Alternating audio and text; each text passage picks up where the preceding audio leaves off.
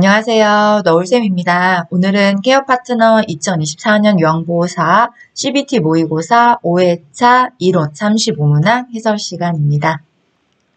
1번 에릭 에릭슨이 말하는 생애 주기 중에서 노년기에 경험하는 위기와 변화는 1번 신뢰 대 불신감, 2번 자율 대 의심, 3번 주도성 대 죄의식, 4번 통합 대 절망, 5번 생산성 대 자아 정체감.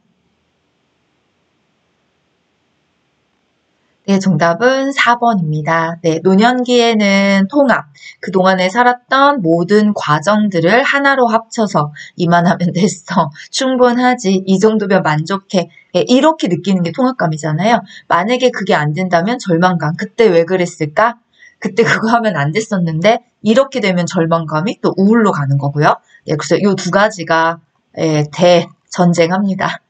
네, 우리는 통합적으로 가셔야 되는 게 맞죠?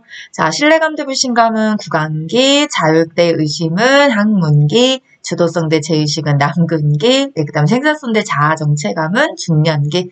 이런 식으로 표준 교재 오른쪽에 있어요. 조그만하게. 네, 중요한 건 통합 대 절망이 노년기에 나타나는 위기와 변화다. 이걸 기억해 주시면 되는 거죠. 자, 2번 노인부양 문제 개선 방안으로 옳은 것은 1번 사회보험을 줄이고 개인보험의 비중을 늘린다.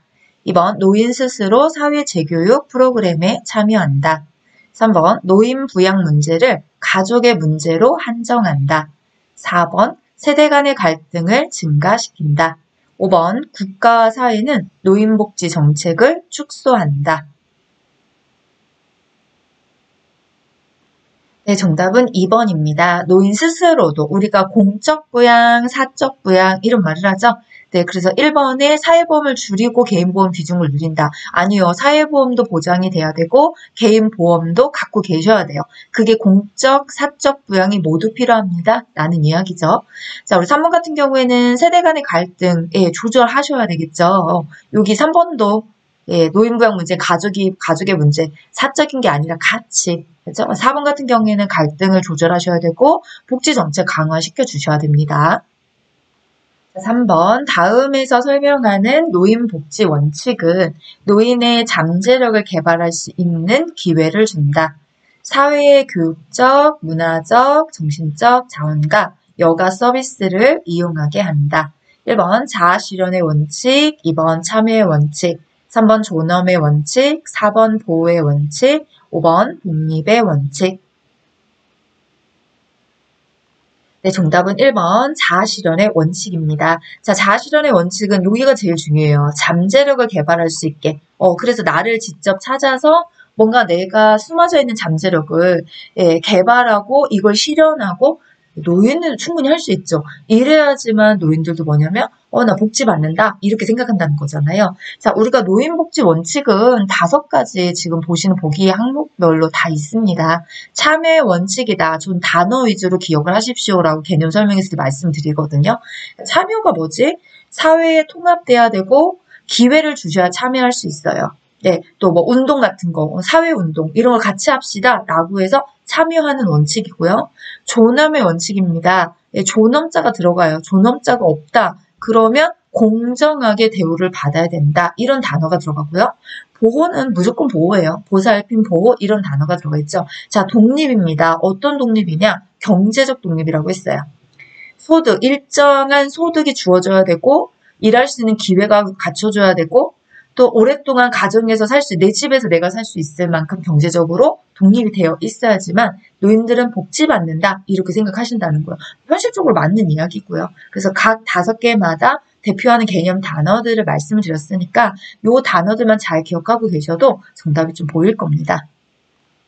4번 장기요양 인정 신청 및 판정 절차에 대한 설명으로 옳은 것은 1번 65세 이상 노인만 신청이 가능하다. 2번 장기요양 기관장이 신청인의 가정을 방문하여 방문 조사를 실시한다. 3번 공단은 1차 조사 결과서를 장기요양위원회에 제출한다. 4번 판정은 신청서를 제출한 날로부터 30일 이내에 완료한다. 5번 장기요양 인정 유효기간은 최소 6개월이다. 자, 정답은 4번입니다. 신청서를 제출한 날로부터 30일 이내에는 완료가 되셔야 돼요. 네. 자, 우리 1번 같은 경우에 65세가 아니어도 65세 미만이지만 노인성 질병을 가진 자로 거동이 불편하거나 치매 등으로 인지가 저하돼서 6개월 이상 기간 동안 혼자서 일상생활을 수행하기 어렵다고 인정되는 자도 급여 대상자에 해당합니다. 그쵸? 그 다음 2번 같은 경우에는 소정의 교육을 이수한 공단 직원, 사회복지사나 간호사 등이 방문을 하고 있고요. 자, 3번 같은 경우에는 최종 판정, 그러니까 1차 조사 결과서를 최종 판정을 해주는 곳이 등급판정위원회죠. 그 다음에 유효 인정 기간은 최소 1년 이상 최대 4년 6개월까지 산정한다. 2024년에 바뀐 내용이죠. 그러니까 기억도 해주시면 좋겠습니다.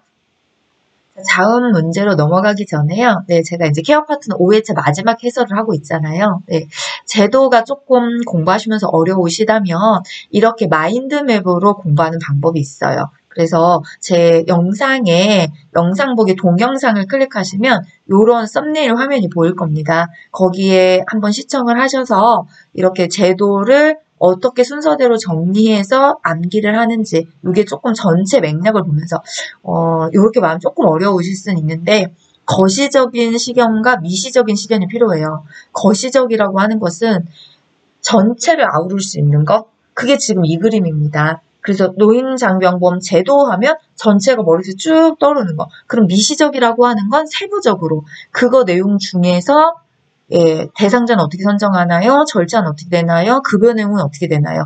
사실 공부는 이렇게 넓게 보는 네, 만원경도 좀 필요하고요. 거시적으로. 또 작게 세분해서 이렇게 자세히 들여다봐야 되는 미시적인 현미경도 필요한 것 같아요. 근데 제도가 특히 그렇습니다. 그러니까 우리 선생님들이 보통 공부하실 때 세부적인 단원들로만 이렇게 자세히 공부를 하세요. 그런데 그게 아니라 한 발자국을 뒤로 떠서 멀리서 넓게 제도를 볼 수 있다면 그럼 사실 암기도 더 잘 되고 이해도 더 잘 돼요. 16년 이상 가르쳐온 너울샘은 현직 강사는 이렇게 제도 파트를 네, 이해도 하고 공부도 했으니까 제가 했으니까 우리 선생님들도 하실 수 있어요. 충분히 따라가실 수 있으니까 영상 시청하시면서 꼭 익혀두셨으면 좋겠습니다.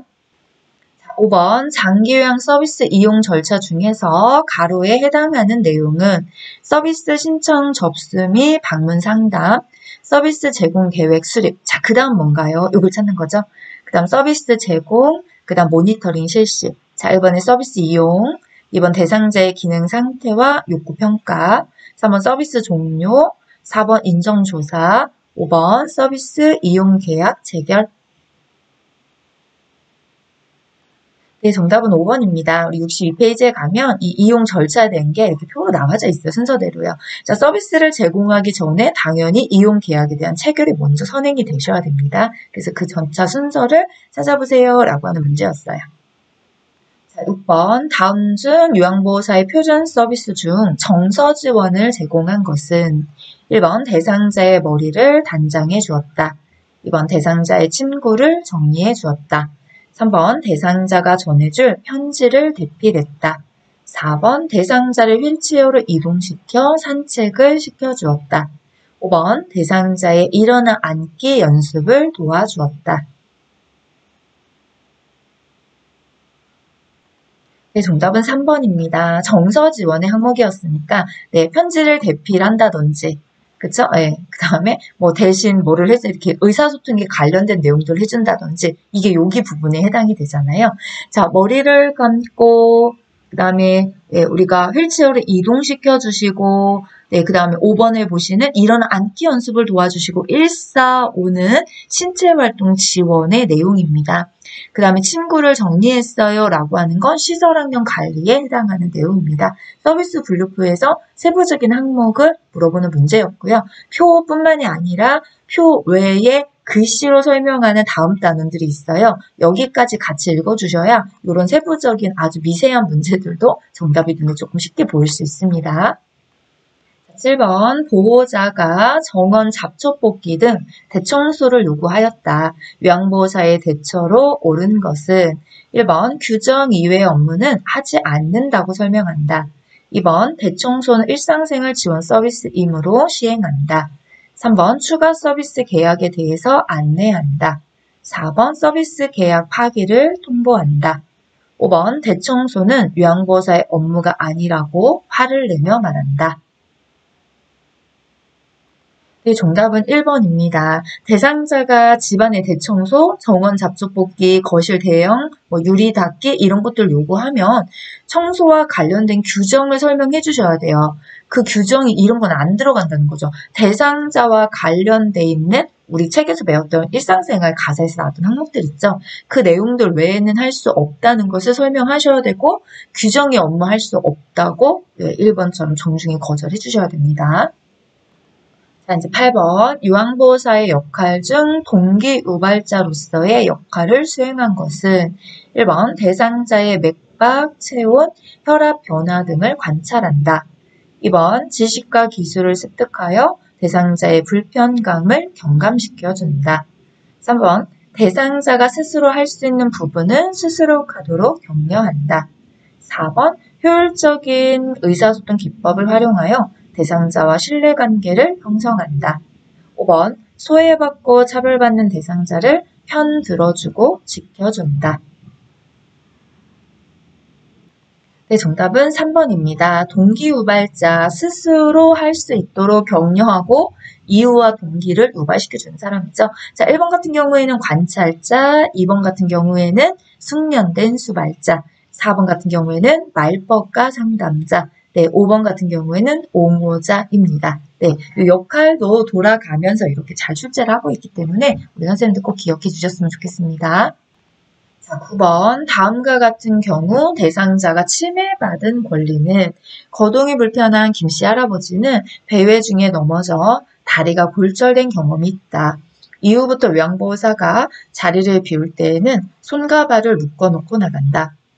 1번 차별 및 노인학대를 받지 않을 권리, 2번 존엄한 존재로 대우받을 권리, 3번 사생활과 비밀 보장에 관한 권리, 4번 질 높은 생활 서비스 및 보건의료 서비스를 받을 권리, 5번 신체 구속을 받지 않을 권리. 정답은 5번입니다. 네, 신체 구속 받지 않을 권리. 네, 이게 골절을 경험했다고 묶어놓고 격리시키고 또 약을 먹여 재우고 감금하고 이런 거 절대 하시면 안 되죠. 네, 그래서 신체 구속을 받지 않을 권리를 침해받은 내용입니다.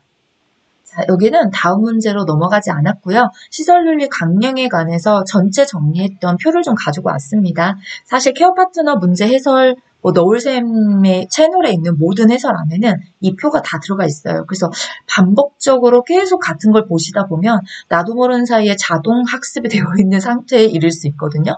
예, 저는 그거를 의도하에 이런 영상을 보내는 거예요, 사실은요. 그리고 이렇게 암기나 해야 될, 이렇게 암기라든지 전체를 봐야 될 거, 아까 제가 말씀드렸잖아요. 전체를 봐야 될 필요성이 있다. 왜냐하면 그게 시간은 더 걸리는 것 같은데 이해력이나 암기력을 상승시킬 수밖에 없어요. 저도 제가 가르치기 위해서 저도 공부를 사실 엄청 많이 하거든요. 어떻게 해야 우리 선생님들이 조금 더 이해가 잘 되실 수 있을까? 어떻게 암기가 잘 되실 수 있을까? 선생님들 입장에서 저도 많이 고민합니다. 그러다가 만들게 된 게 이런 표라고 생각하시면 돼요. 그래서 시설윤리 강령이 15개가 있으니까 빨간색은 이 윤리강령을 대표하는 개념 단어고요. 그 다음에 초록색은 지키지 못한 위배된 윤리강령. 네, 그래서 지금 9번에 요 교재에 묶었던 내용이 위배된 내용이잖아요. 그렇기 때문에 정답이 신체 구속 받지 않을 권리가 되었고요. 정지 버튼 눌러주시고 선생님들이 스크린샷을 하셔도 좋고요. 네, 그 다음에 쇼츠에도 이 개념이 있어요. 그래서 그거를 핸드폰에 좀 담으셔서 선생님들의 목소리로 생각하시면서 읽어주시면 훨씬 더 머릿속에 잘 들어옵니다. 네, 내 목소리로 하는 게 듣는 것보다 공부에서는 굉장히 효과를 많이 발생하니까 꼭 해보셨으면 좋겠습니다. 10번 다음에서 설명하는 노인학대 유형은 친구나 친척들과 만나거나 연락하는 것을 방해한다. 집안 경조사에 참여시키지 않는다. 식사를 혼자 하게 한다.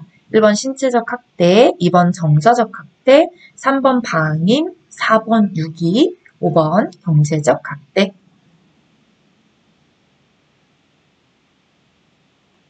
정답은 2번 정서적 학대입니다. 노인과의 접촉을 기피하거나 사회관계 유지를 방해하는 거.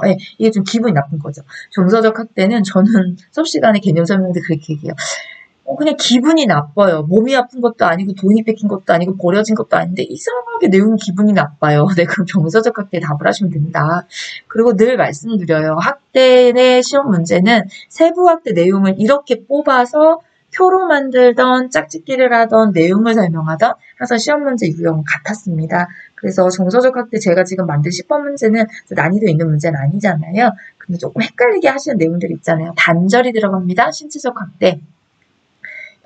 요양원이나 병원에 이렇게 입소시키고 연락을 두절했습니다. 그러면 이제 뭔가요? 유기, 방임이 아니고요. 네, 그런 내용들을 잘 구별해 주시는 것이 이런 조금 난이도가 있는 문제도 맞춰낼 수 있는 비법입니다. 11번 노인학대 예방을 위한 유관기관의 역할로 옳은 것은 1번 노인보호 전문기관은 학대 피해 노인에 대한 입소와 신속한 보호 2번 법률기관 노인보호 업무와 관련된 제도적 정책 수립 3번 노인복지시설 학대 피해 노인의 후견인 지정 4번 의료기관 신고된 시설학대 사례의 확인 개입 5번 사법경찰 학대 신고 사례에 대한 현장 조사, 수사 전담. 정답은 5번입니다. 네, 사법경찰이 하는 역할을 잘 설명이 짝짓기가 맞았고요. 자, 우리가 1번 같은 경우 학대 피해 노인에 대해서 입소와 학대 피해 노인 신속한 보호와 조치는 어디인가요? 네, 여기는 노인복지 시설입니다. 우리 선생님, 이거 학대받은 피학대 노인의 학대 보호기관 아닌가요? 예, 맞아요. 그 기관을 하는 곳을 또 이제 노인복지시설입니다. 라는 이름으로 설명을 하고 있는 거예요. 그래서 113페이지에 가보시면 우리가 유관기관들의 역할이 여러 개가 있어요. 늘 마주하셔서 보셨던 내용도 있겠지만 사실 그냥 이렇게 쑥 훑고 지나가는 내용도 계셨을 거예요. 저는 거기서 조금 뽑았다고 생각해 주시면 되거든요. 그래서 그런가? 이렇게 하시면 113페이지 한 번만 좀 읽어주시면 좋겠어요.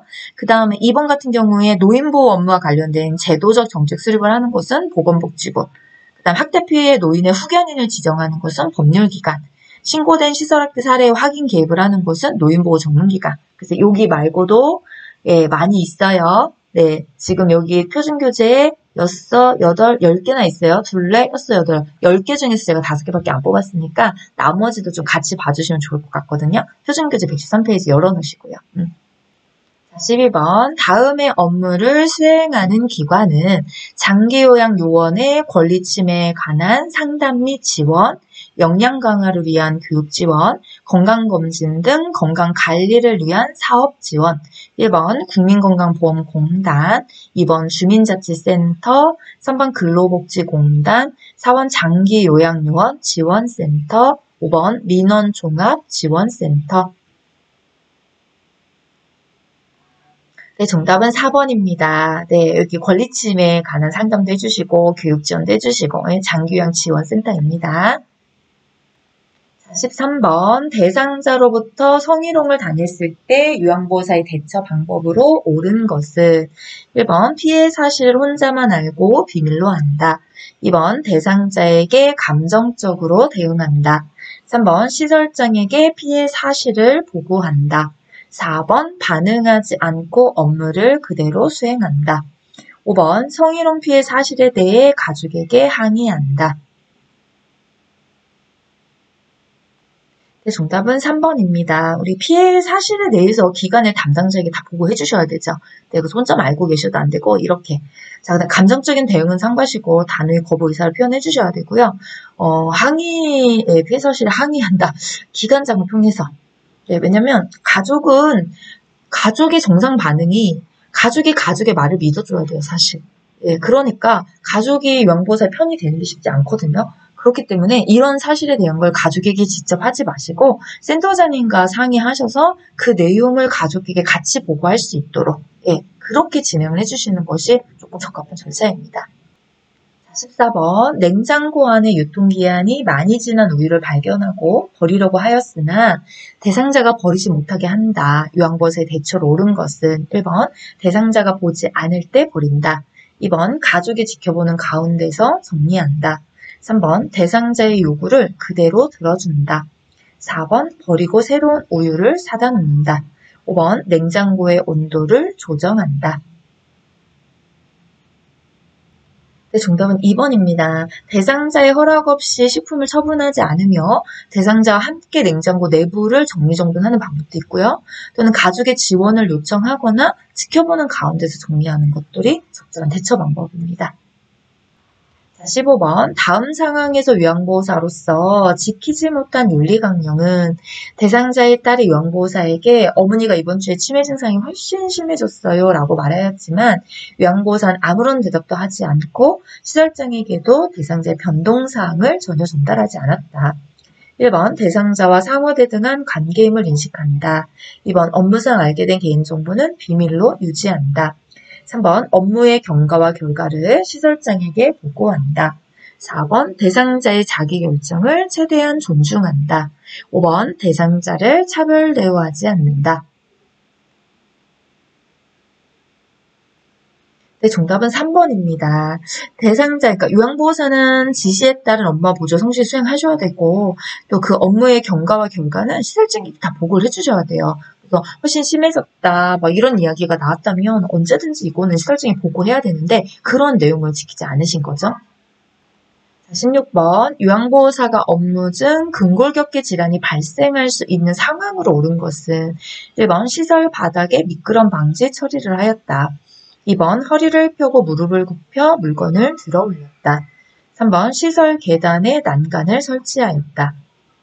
4번 밤 근무 시 조명을 어둡게 하였다.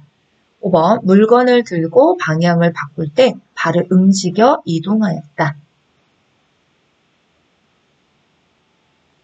정답은 4번입니다. 우리 나머지 1번, 2번, 3번, 5번은 다 좀 안전한 구조 상태인 거죠. 네, 그런데 이렇게 조명을 어둡게 했다면 이거는 이제 넘어질 수 있는, 낙상할 수 있는 위험한 상황이기 때문에 그 상황을 골라주십시오라고 했던 문제였습니다. 자, 17번. 요양보호사의 감염 예방 방법으로 옳은 것은 1번 잠복결핵 대상자 접촉 시 반드시 보호장구를 착용한다. 2번 독감 예방을 위해 매년 예방접종을 실시한다. 3번 노로바이러스에 감염된 대상자와 접촉 시 마스크를 착용한다. 4번 옴대상자의 옷은 산이 강한 세제로 세탁 후 건조한다. 5번 대상자가 머리니에 감염된 경우 요양보호사도 함께 치료한다.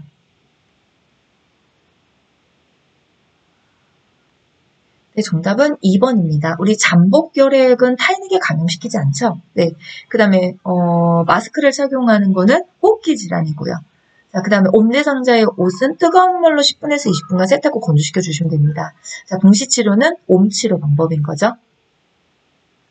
자, 18번. 대장암 대상자의 식사 방법으로 옳은 것은 1번, 하루에 6잔에서 8잔의 생수를 마신다. 2번 소화가 쉽도록 빠르게 대량의 식사를 한다. 3번 잦은 간식과 늦은 식사를 제공한다. 4번 저자녀 시기를 많이 섭취한다. 5번 식물성 지방보다 동물성 지방을 섭취한다.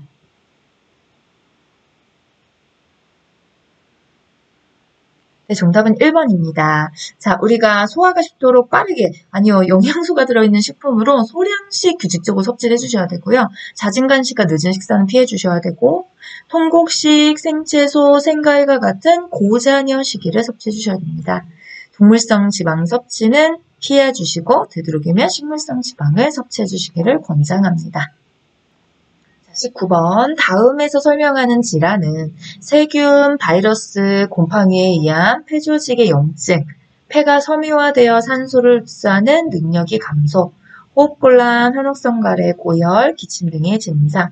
1번 천식, 2번 폐기종, 3번 폐의 섬유증, 4번 만성기관지염, 5번 폐렴.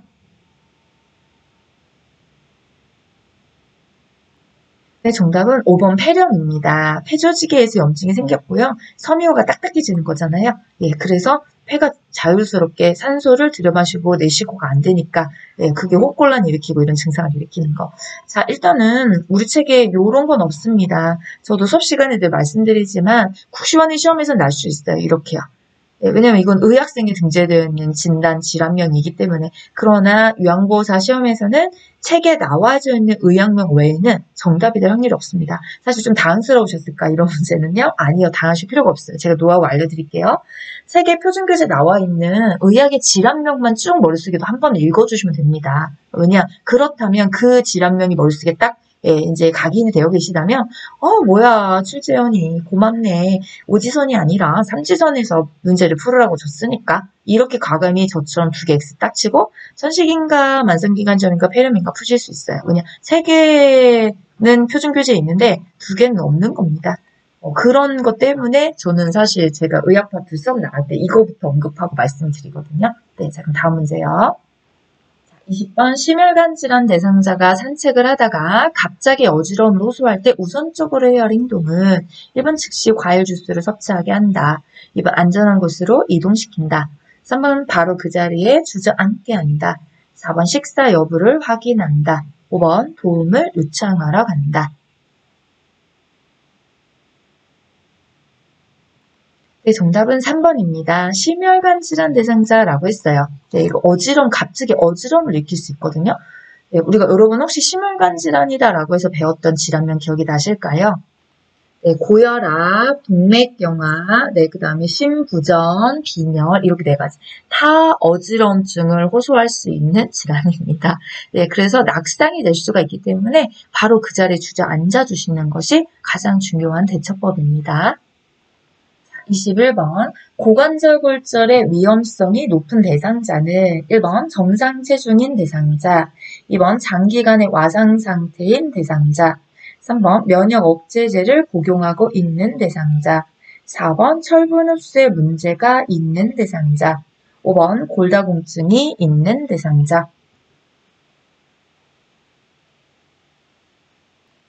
네, 정답은 5번이죠. 골다공증이 있을 경우에 고관절 위험성이 높아지잖아요. 그 고관절에 관련 요인으로는 고령, 하지기능 부전, 시력장애, 골다공증, 저체중 또는 보조기를 사용하거나 바퀴가 달려있는 거, 알코올 섭취 이런 내용들은 전부 다 고관절 골절의 위험성 관련 요인에 해당합니다.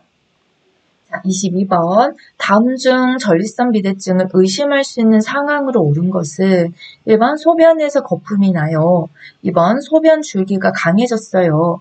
3번 소변을 보고 나서도 시원하지 않아요. 4번 소변 보는 횟수가 줄었어요. 5번 소변이 마려운 느낌이 없어요. 네, 정답은 3번입니다. 소변을 보고 나서 시원하지 않는 남아있는 잔변감 같은 그런 느낌이 나는 거죠. 네. 그래서 잔변감이 아니라 잔요감이죠. 네. 소변을 보고 나서도 시원하지 않는 잔요감. 그 다음에 긴박요, 야뇨, 또 소변이 바로 나오지 않고 힘을 줘야 나오는 거, 또 요도가 좁아지거나 소변 주기가 가늘어지는 거, 전부 다 전립선 비대의 증상입니다. 자, 23번. 다음과 같은 특성이 있을 때 의심할 수 있는 질환은 작은 물집이 몸의 한쪽에 양이 아니라 모양이네요. 그렇죠? 네, 못하네요. 띠 모양으로 나타남. 물집을 중심으로 타는 듯하고 날카로운 통증이 느껴짐. 과거에 수두를 앓았던 사람에게서 주로 발생. 1번 욕창, 2번 아토피 피부염, 3번 피부 건조증, 4번 대상포진, 5번 기저귀 피부염. 네, 정답은 4번 대상포진입니다. 자, 우리가 대상포진이 이렇게 과거에 수도 바이러스를 앓았던 사람. 네, 그래서 선 모양, 띠 모양으로 신경절을 따라서 네, 올라오죠, 수포가. 자, 욕창 같은 경우에는 피부가 혈액을 공급받지 못해서 개사되는 상태고요. 자, 우리가 피부 건조증이다. 노화에 따라 외층이 건조해지면 거칠어지는 현상이고요. 그다음 기저귀 피부염은 엉덩이의 기저귀 접촉부에 생기는 경계가 분명한 병변입니다. 아토피 피부염을 읽지 않은 이유는 우리 교재에 없어요. 네. 자, 다음 문제요. 24번 노화에 따른 신경계 변화로 옳은 것은 1번 감각이 예민해진다. 2번 정서 조절이 안정적이다. 3번 근육의 긴장과 자극 반응성이 증가한다. 4번 균형을 유지하는 능력이 증가한다. 5번 단기 기억은 감퇴하고 장기 기억은 대체로 유지된다. 정답은 5번이죠. 네. 자, 감각이 예민해지는 게 아니라 둔해지고요. 정서 조절이 불안정해집니다. 근육의 긴장과 자극의 반응성이 저하로 신체 활동이 감소되고요. 균형을 유지하는 능력과 신체를 바르게 유지하는 능력도 감소가 됩니다. 25번 수정체가 혼탁해져 빛이 들어가지 못하여 사물이 뿌옇게 보이거나 잘 안 보이는 시력장애가 발생하는 질환은 1번 안구건조증, 2번 백내장, 3번 녹내장, 4번 망막염, 5번 황반변성.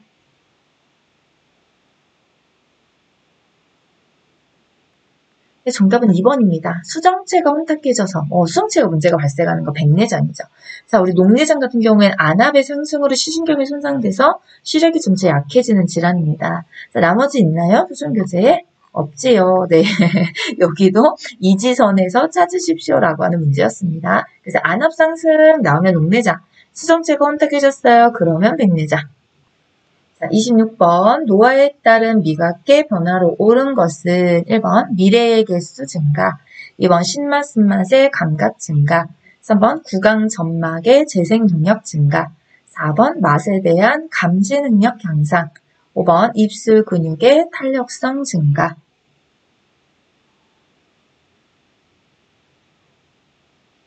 정답은 2번입니다. 쓴맛과 신맛의 증가. 이 증가되는 표현도 우리 선생님들 다 암기하고 계시나요? 네, 제가 이제 표로 한 번 또 마지막에 정리를 해드릴 건데, 자, 미래의 개수는 줄어듭니다. 그래서 기능도 줄고, 개수도 줄고, 구강 전망의 재생이나 생생이 어려워지고요. 맛에 대한 감지 능력도 저하됩니다. 네, 이과 입술의 근육도 탄력성이 많이 떨어지죠. 그래서 증가되는 표현은 2번 하나밖에 없습니다. 자, 이렇게 변함없이 또 똑같은 내용의 표를 늘 요점 정리해서 하고 있습니다. 소화기계부터 내분비계까지요. 증가되는 표현을 따로 분류를 시켜놨으니까 이 증가되는 표현만 따다다다다 암기를 하고 계셔도 아까 같은 문제를 아주 빨리 푸실 수 있어요. 사실 30초 안에도 풀 수 있는 비법은 이 표를 일단 암기하는 겁니다. 암기가 안 되는데요. 아니에요. 선생님들 반복해서 몇 번 읽으시면 암기돼요. 예, 그래서, 예, 소리를 내서. 그러니까 제 목소리로 제가 안 읽어드린 이유가 있잖아요. 왜냐면 제가 또 읽어드리면 제 목소리 그냥 듣고 마는 거예요. 그건 암기 잘 안 돼요. 그래서 암기를 가장 빨리 하는 거, 여러분의 소리를 내서 여러분의 목소리로. 너울쌤이 16년째 똑같은 거를 이렇게 읽고 있어요. 책으로요. 계속 똑같이 말하고 있고요. 그러니까 안 외우고 싶어도 외워져요. 네, 이 원리를 우리 선생님들도 사용하시면 되는 거거든요. 여기도 꼭 한번 해보셨으면 좋겠습니다. 27번 당뇨병 대상자의 관리 방법으로 옳은 것은 1번 식사 후 30분에서 1시간경의 운동을 시행한다. 2번 반톱은 둥글게 자르게 한다. 3번 인슐린 주사약은 입으로 복용한다. 4번 혈당이 300 이상인 경우 바로 운동을 시작한다. 5번 혈당 지수가 높은 음식을 제공한다. 정답은 1번이죠. 우리가 음식을 먹고 위에서 포도당이 돼서 혈관으로 내려보낸 시간이 식사 후 30에서 1시간경이에요. 그렇기 때문에 그때 운동을 해야 혈관 내 포도당을 다 없애버릴 수가 있다는 얘기죠. 발톱은 일자로 잘라주셔야 되고 인슐린의 주사약은 위장관에서 파괴되기 때문에 반드시 주사로 줘야지 입으로 복용할 수 없습니다. 혈당이 300 이상 가면 혈당을 조절한 후에 운동 시작해 주셔야 되고요. 혈당 지수가 낮은 음식을 제공해 주시는 것이 맞습니다. 자, 28번 노인 우울증의 특징으로 옳은 것은 1번 장기 기억력이 심하게 저하된다. 2번 본인 스스로 우울증을 자각하기 쉽다. 3번 표면적으로 나타나는 증상들은 특징이 있다. 4번 주변 사람들이 우울증임을 쉽게 발견한다. 5번 두통, 소화불량 등 신체 증상을 호소한다.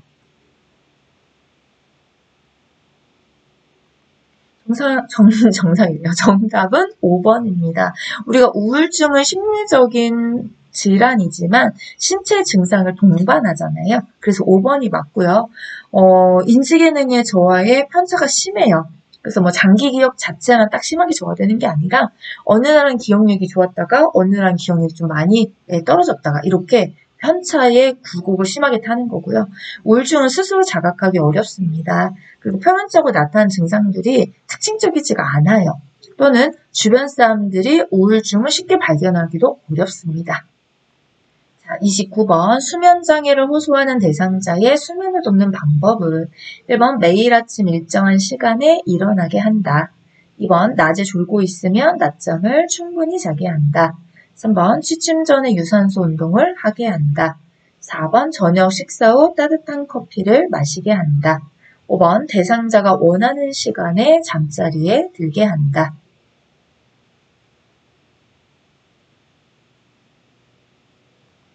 정답은 1번입니다. 예, 자고 일어나는 시간에 규칙적으로 일정하게 만들어주신 게 도움이 되고요. 자, 낮에 졸고 계신다고 낮잠을 주무시게 하면 안 되죠. 적절한 운동은 도움이 되는데 취침 전은 피해 주시는 게 좋아요. 우리 커피라든지 카페인이 함유된 음료는 줄이거나 금해 주셔야 되고요. 자, 일정한 시각에 잠자리 드는 거 좋습니다. 일정한 시간에 자고 일정한 시간에 일어나고 이런 규칙성들이 수면의 장애를 좀 극복하는 좋은 방법입니다. 자, 30번 부정맥이 있어 와파린을 복용하는 대상자가 과량 섭취하면 안 되는 음식으로 옳은 것은 1번 자몽주스, 2번 당근, 3번 시금치, 4번 홍삼, 5번 양파.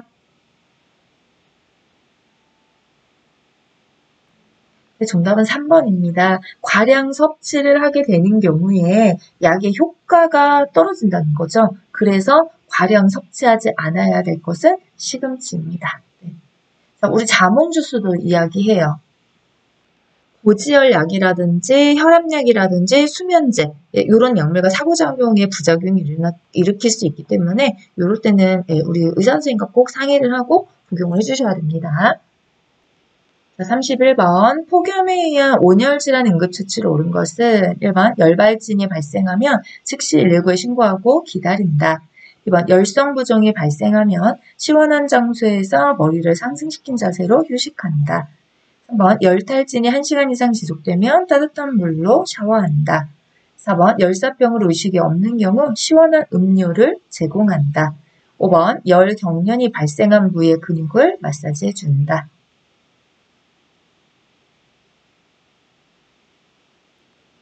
네, 정답은 5번입니다. 자, 우리 열 발진이 발생한 경우에 시원하고 건조한 장소로 옮겨주시면 돼요. 즉시 119에 신고해야 될 건 열사병이죠. 그다음 열성부전이 발생하면 머리를 상승시키는 것이 아니라 발을 높인 자세로 휴식을 취해주시면 되고요. 그 다음에 우리 열탈진이다 이렇게 하는 경우 의료기관에서 진료를 보고 수액을 통해 수분과 염분을 보충해야 됩니다. 1시간 이상 지속된다면 따뜻한 물로 샤워한다고 해결될 수 있는 게 아니죠. 자, 그다음 열사가 있는 경우에 의식이 없다면 절대적으로 마실 걸 주시면 위험해요. 질식의 우려가 있기 때문에. 맞는 표현은 5번밖에 없네요. 32번 재가급여 전자관리 시스템 서비스 종료 방법에 대한 설명으로 옳은 것은 1번 정서 지원은 40분 이하로 입력한다. 2번 방문 요양인 경우 신체 기능 변화 상태는 입력하지 않는다. 3번 인지활동형 방문 요양은 인지작용 활동에 60분 이상 입력한다. 4번 방문 목욕은 60분 이상 제공 시 전송이 가능하다. 5번 방문 목욕은 1인의 요양요원이 10분 이내 태그를 인식해야 한다.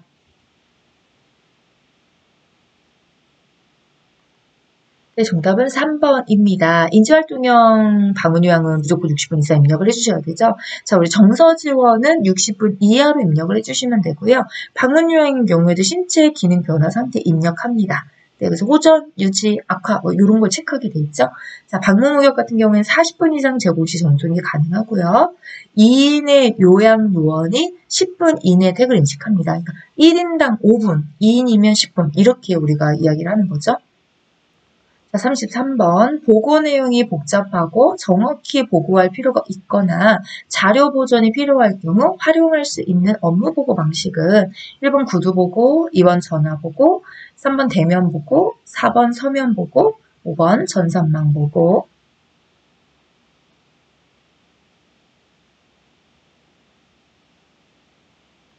정답은 4번 서면 보고입니다. 자료 보존이 필요해야 되니까 서면으로 작성해서 보고를 해주셔야 되고요. 자, 우리 구도 보고, 서면 보고, 전산망 보고 이렇게 표준규제 3가지 있어요. 네, 상황이 급하거나 사안이 가벼울 때는 구도 보고를 진행해 주셔야 되고, 자, 전산망 보고 같은 경우는 실시간으로 확인할 수 있고 기록을 남길 수 있다는 장점을 동시에 갖고 있기 때문에 그런 단점도 있긴 하죠. 이 능숙능숙하게 사용해 주셔야 되니까요. 34번 임종 대상자의 신체 심리 변화에 따른 요양보호 방법으로 옳은 것은 1번 시력이 유지되지 못하므로 조명은 밝게 한다. 2번 통증은 자연스럽게 발생하므로 참아낼 수 있도록 지지한다. 3번 숨 쉬는 것을 돕기 위해 다리를 높여주는 자세를 취해준다. 4번 청각 기능이 저하되므로 대상자에게 말하지 않고 방 밖으로 이동한다. 5번 대상자가 만나고 싶어하는 사람이 있다면 만날 수 있게 해준다.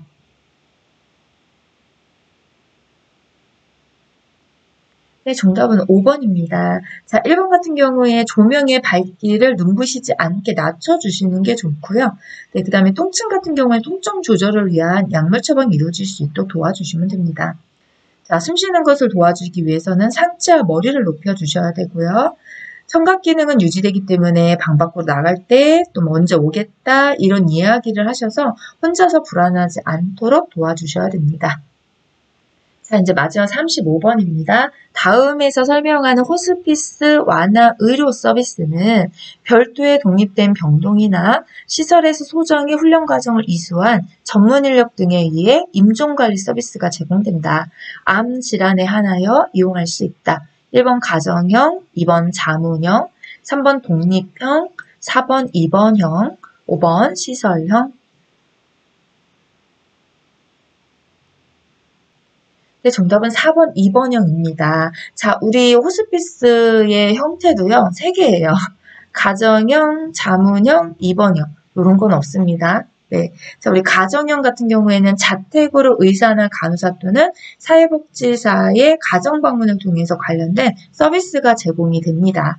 네. 자, 그 다음에 자문형 같은 경우에는 외래 진료를 보듯이 환자가 방문하는 형태의 완화 의료 서비스입니다. 그래서 이런 내용도 좀 기억해 주시면 좋겠고요. 또 우리가 완화 의료 호스피스 대상자가 있잖아요. 자, 입원형 같은 경우에는 암 질환에 한정돼서 하지만 가정형이나 자문형으로 서비스 받을 수 있는 대상자가 있어요. 네, 연명의료 결정법에 규정된 암, 후천성 면역결핍증, 만성 폐쇄성 호흡기 질환, 만성 간경화 환자만이 이용할 수 있다. 이렇게 대상자도 같이 기억을 해주시면 좋겠거든요. 이 중에서 입원형은 암 질환에 해당이 되는 분만 이용하실 수 있습니다. 자, 이렇게 하시면 오늘 5회차 이론 35문항도 같이 풀어보는 시간 가졌습니다.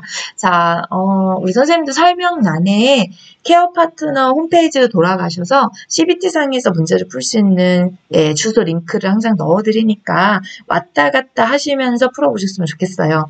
영상을 먼저 만나시는 분은 CBT 풀고 오시면 더 좋겠고, CBT를 풀고 오셨던 분들은 또 이제 저 영상을 만날 수도 있고요. 이렇게 하셔서 문제를 많이 풀어보는 것도 도움 많이 됩니다. 그런데 사실 문제를 많이 풀어보는 것보다 더 도움이 되는 건 똑같은 문제를 100점 다 만점 맞을 때까지 반복적으로 풀어보시는 것이 문제풀이의 능력을 향상시킬 수 있고요. 정답도 중요하지만 오답도 꼭 체크해 주시는 것이 어떤 유형에도 대비할 수 있는 문제풀이 능력을 향상시키는 방법입니다. 자, 이렇게 오늘도 같이 공부하시고 함께 해주신 우리 선생님들 너무너무 감사하고요. 이제 노을쌤은 마지막 5회차 실기 45문항으로 또 준비해서 선생님들 만나 뵙도록 하겠습니다. 네, 오늘도 화이팅 외치며 마무리하겠습니다. 화이팅! 수고하셨습니다.